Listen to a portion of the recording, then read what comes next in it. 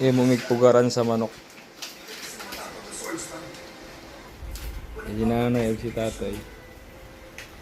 Ito ka na kayo ng itlog, walay pugaran. Diaga na wala. Na. Ano man to ako, lokay? Kani kay Nipa man. Nipa. Ha? Lima raman. 1, 2, 3, 4, 5. Oh.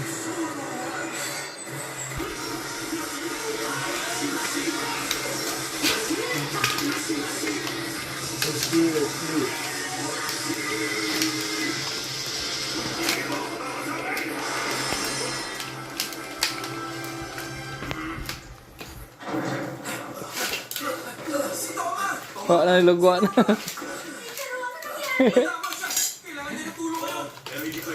Dapat gawin at hindi dapat gawin.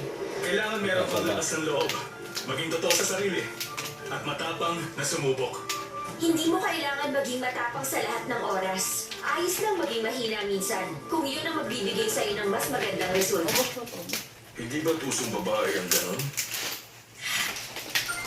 Pulmero pa na ha. Pulmero raman ang lisod. Sasagutin ko lang to. Babalik din ako. Okay, humana. Sa kumpanya ni na Nicolay. Tuto na tayo sa ngayon. Kung gano'n, nakadepende ang resulta Ha? sa boto ni Sir Nolan. Walang dulang papalik si Sir Nolan. Nag-vlog ako. Na ikaw gawag. Nag-vlog. Hindi ka sigurado yun. Anong ibig mo sabihin? Unang pugaran. Maligya niya mo tayo. Hula. Ako naman yung kalbo at hindi ako sikat. Alam ko kung sino ka. Talaga? Ano alam mo? Alam ko na ikaw ang state assemblyman. At plano mong tumakbong senator. Alam ko pong voting record niyo at strategies na viral na process. Hindi kayo look sila na lang. Teka, ayoko kayong istorbohin pero... Republican ka ba? Oo. Bakit? May tanak siyang Republican din. O, ano naman yun? Gusto naman rin siya. Anong ibig mo sabihin? Wala po. Sino nag-utos sa'yo para itanong lahat yan? Pang-upat. Wala po. Wala po itong patawag. Saan president ka affiliated? Kaya diya sa iyo. Tan lang ako. Ayan guys. 5, pang-5. Parang dalawang magkaibang mundo.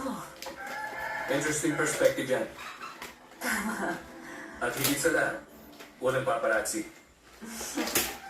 Alam mo, nagpupunta ako dati dito pag kailangan ko mag-speech. At kinakabahan ako. Nani-nervous ka rin? Oo.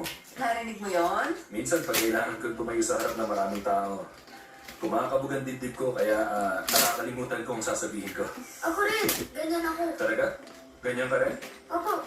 Wow. Well, sa trabaho ko, hindi pwedeng ganun, di ba? So, ano ginagawa mo? Anong ginagawa ko? May ipapakita ko sa'yo. Hinahawakan ko, ito. Paperclip. Paperclip ba yan? Dati, kailangan kong humanap na mag-aalis ng lahat ng nervous energy sa puso ko. Tulad ng, Ano nga?